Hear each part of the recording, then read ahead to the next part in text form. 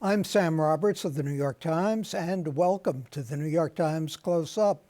Robert Mueller is set to testify on Capitol Hill next week, but Donald Trump has more than House Democrats to worry about. New York State has launched an array of probes into Trump and his businesses and passed a law allowing Congress to see his state tax returns. We'll update it all for you. And you know what they say about kids? They don't come with an instruction manual. Well, we'll talk to the editor of the New York Times parenting site, which aims to make raising children a little bit easier. But we begin with the political news, and there's plenty of it. Donald Trump set off a firestorm with tweets that suggested that 4 progressive Democrats in the House, all women of color, go back to where they came from. 3, in fact, were born in the United States. And Trump has repeatedly doubled down on the racist tweets. And all I'm saying that if they're not happy here, they can leave. They can leave, and you know what? I'm sure that there'll be many people that won't miss them. But they have to love our country. They're Congress people, and I never used any names.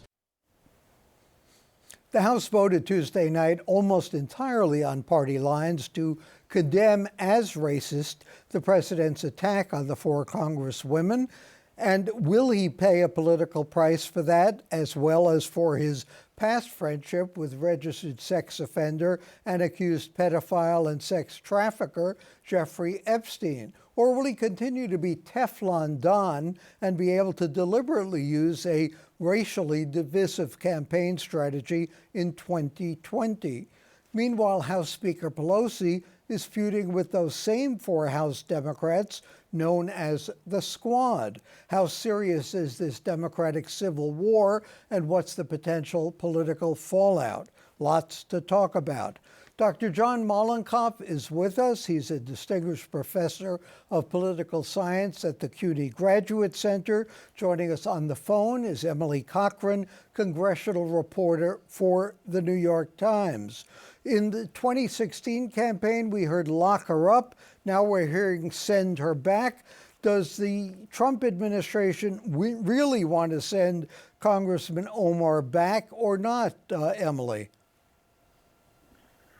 He disavowed the chant that happened at his rally last night, but certainly there's a lot of concern, particularly among Democrats on Capitol Hill, about the significance of his words and how they're resonating across the country. Multiple people said they were concerned about the safety of the 4 Congresswomen, and certainly they voted to condemn his remarks, although mostly on party lines. How is this resonating in the rest of Congress? One thing you pointed out in the Times the other day is there are a fair number of immigrants, or at least people born abroad in the Congress, in addition to Congresswoman Omar, and certainly a lot who were the sons and daughters of immigrants. Certainly a handful of Republicans have said that they disagree with what the president has tweeted. There's been concern about what happened at the rally yesterday. There are some people who are saying that his remarks are being construed, and this is more of an ideological difference, and it is about where these women are from and what their heritages are. But quite a few people are uncomfortable with his words. And we keep hearing phrases like dark underbelly. Is racism resonating in this campaign? We're still a year away from the presidential campaign, but is this a deliberate strategy as far as you could see? I don't know if I can comment on whether or not it's a strategy, but certainly it's something that has dominated the news this week and almost overshadowed some of the other more policy-driven initiatives. For example, the Democrats today voted to raise the minimum wage. Not that that bill is going to go anywhere in the Senate, but most of the questions reporters were asking and most of the comments that were being made were about what happened at the rally and about the president's remarks. So certainly it is dominating the conversation on the Hill. John, what do you think? Is racism something that's going to resonate in the campaign? And we also have Lindsey Graham saying, invoking communism, which I thought was, something that went out, if not years ago, perhaps with the Nixon administration or further back. How many communists are there left for people to hate? Not that many. There are plenty of progressives in the House Democratic caucus who are not part of the squad, who must be feeling very deeply for their colleagues and not going to let them be hung out to dry. And so one of the effects of this is really going to be to band together the Democrats to defend against the attack.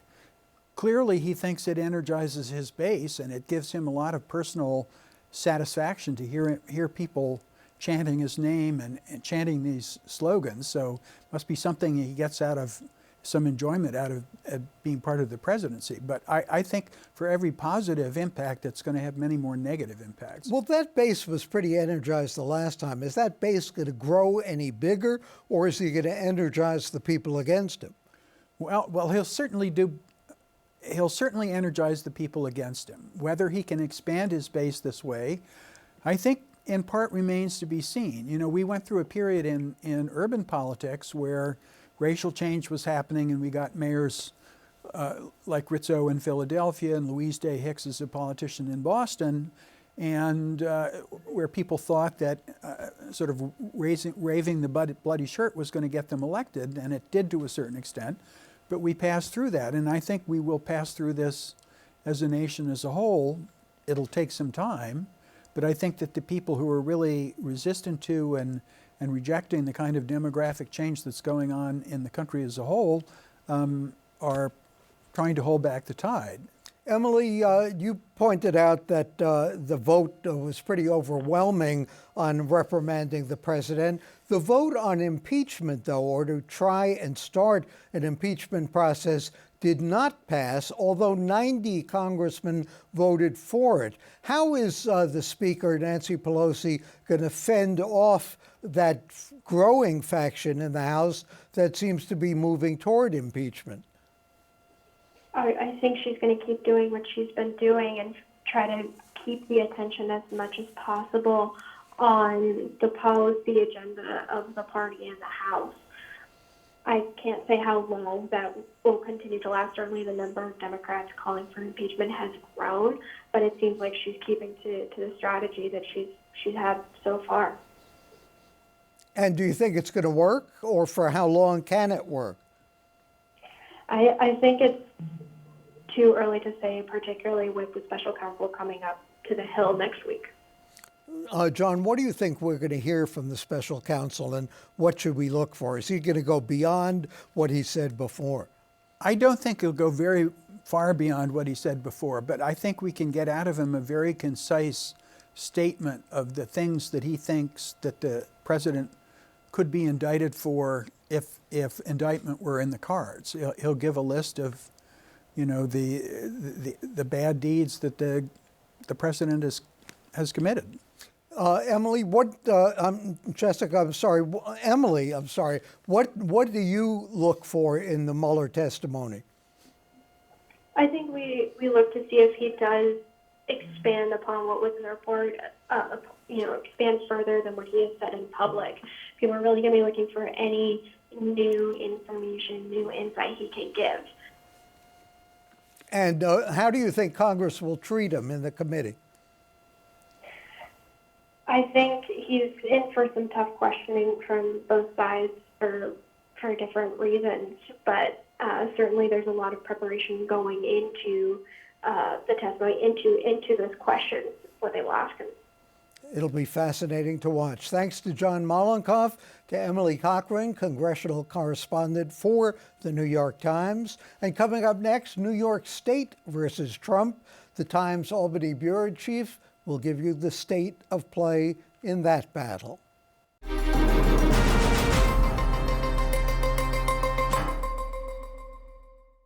Congressional Democrats are getting nowhere fast in trying to get President Trump's tax returns, but Governor Cuomo just signed into law a bill allowing congressional committees to get Trump's state returns, which have much of the same information as the federal forms. The state also looking at possible misuse of charitable funds by the Trump Foundation, allegations that the Trump Organization inflated financial assets, and the Trump family's assorted tax schemes. Where do all these probes stand? Jesse McKinley is the New York Times Albany bureau chief. Jesse, where are we with these multiple probes? Well, the Attorney General has, as you said, several things ongoing. They are very close-lipped as to how far along they are with all of this stuff. But the fact that there are so many investigations and so many kind of tendrils kind of into the Trump's businesses and personal finances, as you mentioned with the state tax return bill, probably does not bode particularly well. And in addition to that, of course, the Southern District of New York, the federal authorities are also looking at the Trump's dealings.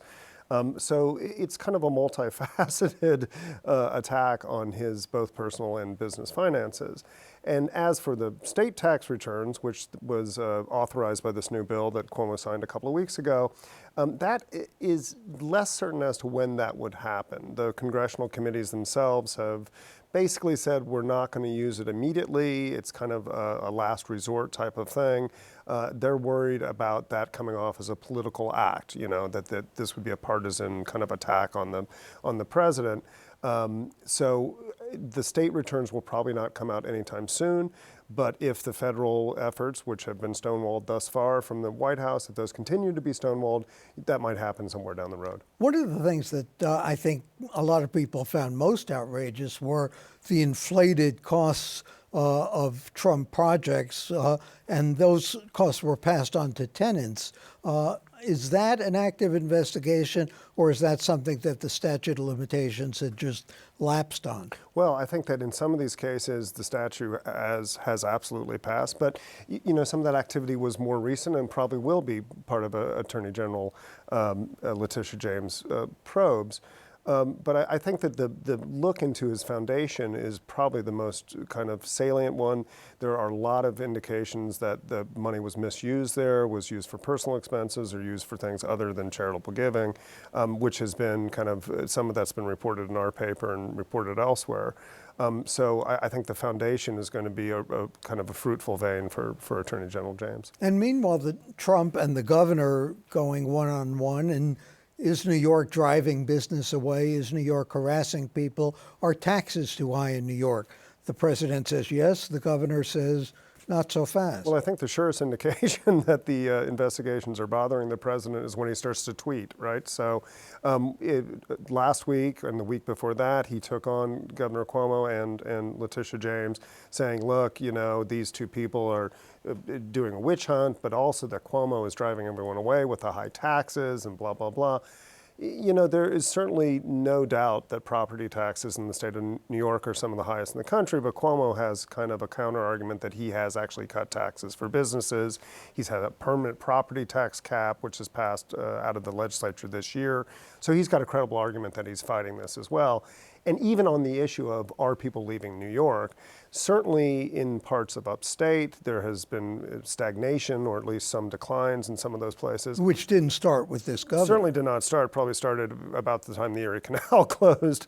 But if you look at the census numbers, the population has actually creeped up in the last couple of years and continues to kind of creep up. So some people certainly leave New York for warmer or more financially fruitful locations, but people keep showing up here as well. And meanwhile, the governor's taken on another target, as you pointed out, progressives, and kind of resumed his fight with the mayor. Yeah, this has been a very curious tactic by the governor. He has, over the last 2 or 3 months, decided that he is going to redefine the word progressive as not kind of, a baseline kind of humanistic pursuit of progress, but that it is a pragmatic idea that you have to get things done and that this is progress and that is what a true progressive. But isn't that what the legislature did this past session? You would be hard pressed to find a legislative session that was more productive. I mean, they got things done on rent, they got things done on congestion pricing, they got a climate change bill, they got gun control, they got reproductive reproductive rights. And pretty much all without the governor. Well, much of it with the governor's input, but not necessarily with him driving the bus. You know, in previous years, because there was a Republican Senate,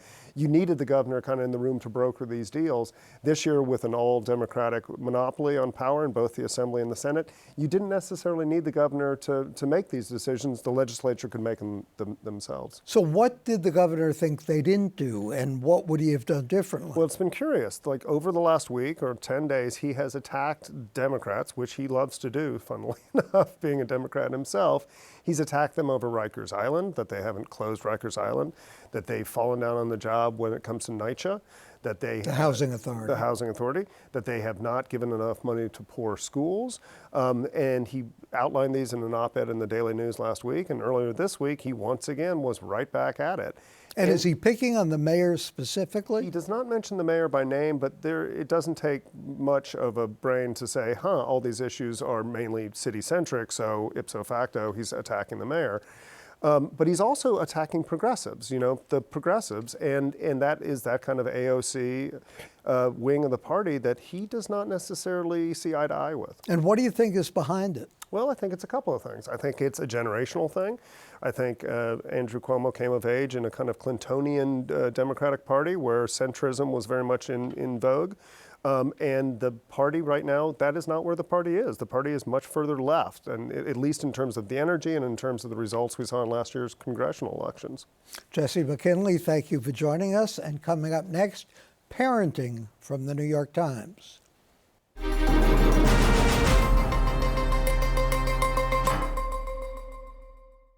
They say it takes a village to raise a child. If you don't have a village handy, the New York Times new parenting site aims to make a tough job a lot easier.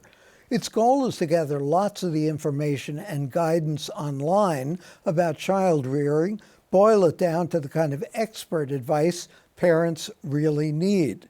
Jessica Grose is the lead editor of NYT Parenting, also the author of the novel Soulmates. Jessica, this is a feature that's only online, only at nytimes.com for the moment. Don't we have enough parenting advice out there? Why do we need more, and how is this different from everything else that's out there? So we knew we were entering a really glutted market, and what we feel differentiates our product from all the other parenting products out there is the amount of expertise that goes into absolutely everything. So parents are inundated with information, and part of our goal is to have a trustworthy source that the information that you're getting is from New York Times caliber journalists talking to doctors, midwives, whoever is the appropriate person to speak to on an issue. It's not just message boards, which is where a lot of parenting information is coming from, and so you don't know if you can trust that. And so this is vetted by the same standards as news is covered by the Times. Absolutely, and we felt that there was a real lack of that. And then part of what the other benefit that we're bringing is from the product side. The way that the site is organized is really lovely, and it makes the ability to find answers for the questions that you need really easy. And is it participatory? Could people ask questions as well? We're working on that. Mm-hmm. That's coming soon. So we're really excited to. What are parents interested in most, do you find? I mean, it's really all over the place. They have lots of questions about the health and wellness of their children. They have a lot of questions about their own lives. So when you become a parent, something that doesn't get talked about enough is the way that it throws your career into relief. It throws your relationships into a new phase. And so we are finding that the pieces that address the way that your life has changed when you become a parent have become incredibly popular for us. And what about things like what kind of school to send the kids to, vaccines, whether to raise the children in the city or not? We definitely address vaccines, which you should give to your children. That is the one of the few things where the jury is really clear that all the science shows you should vaccinate your kids. But actually with most things in raising children, there's a lot of different ways to do it that will create thriving kids.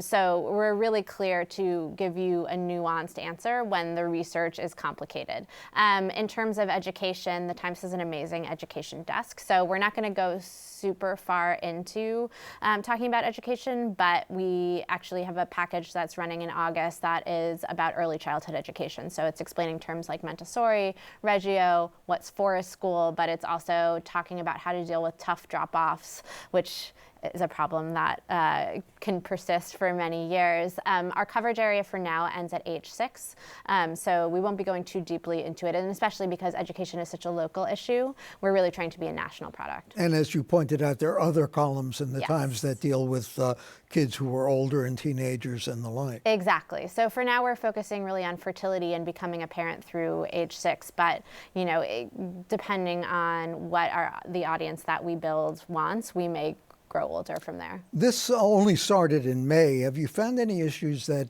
seem to be intractable, things that you just can't find answers to? I mean, a lot of things around women's health.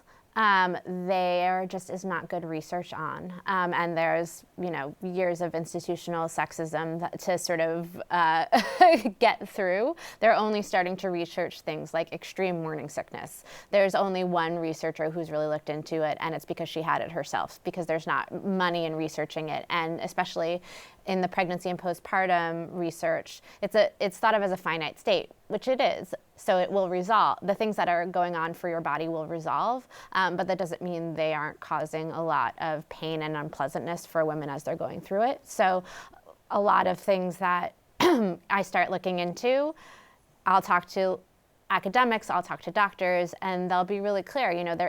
We know that this happens and we don't know why. But I think for readers, even hearing that is comforting. It's saying, you haven't found an answer, you know why? Because there isn't one. Right. It's not just you. Exactly. Are we not we, but parents in general, over-analyzing certain things? Yes. I mean, we get into gender issues, we get into which toys people can play with, can they go on certain things in the playground?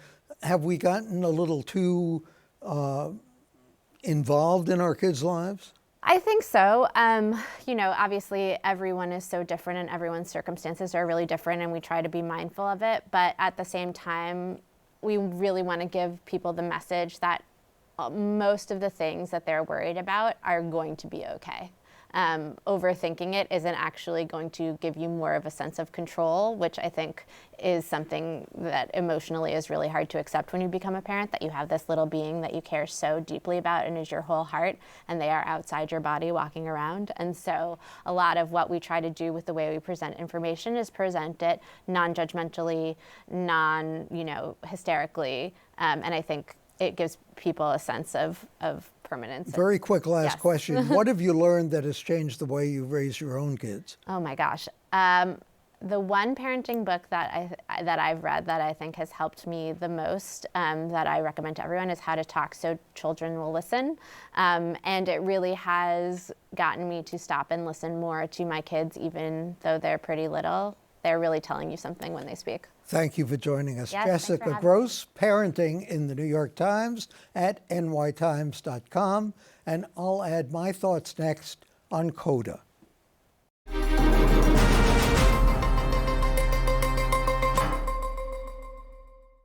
Maybe it was an oversight. When John F. Kennedy wrote Profiles in Courage, none of the 8 politicians he subjectively singled out as courageous were New Yorkers. One thing's certain, though, any sequel to the book would surely neglect the 2 metropolitan areas' 2 current Republican congressmen. This week, the House voted 240 to 187 to condemn what it called President Trump's racially offensive language. Trump told 4 congresswomen, including one from Queens, to go back where they came from. Only one was an immigrant, the others the daughters of immigrants. So were dozens of other members of Congress. Long Island Congressman Peter King and Lee Zeldin voted against the resolution. King said, quote, "The president's tweets were wrong. He shouldn't have made them." King said legitimate arguments can be made against each of the 4 Congresswomen, but where they or their parents immigrated from isn't one of them. Zeldin also urged the president to stick to the substance and added, quote, anyone in or out of Congress with a blame America first mentality needs to do some serious reflection. Last week's vote was not unprecedented, but it was historic. The last time Congress resolved to censure or condemn a president was in 1912. Both King and Zeldin won't go down in history as courageous in a county that Donald Trump carried by 9 points in 2016. They could go down, however, in a Democratic sweep or even a squeaker. Trump isn't counting on being a favorite son, but these 2 congressmen cannot take New Yorkers for granted. Their fate will be judged by individual voters. And to quote Andrew Jackson, one man with courage makes a majority. For the New York Times and CUNY TV, I'm Sam Roberts.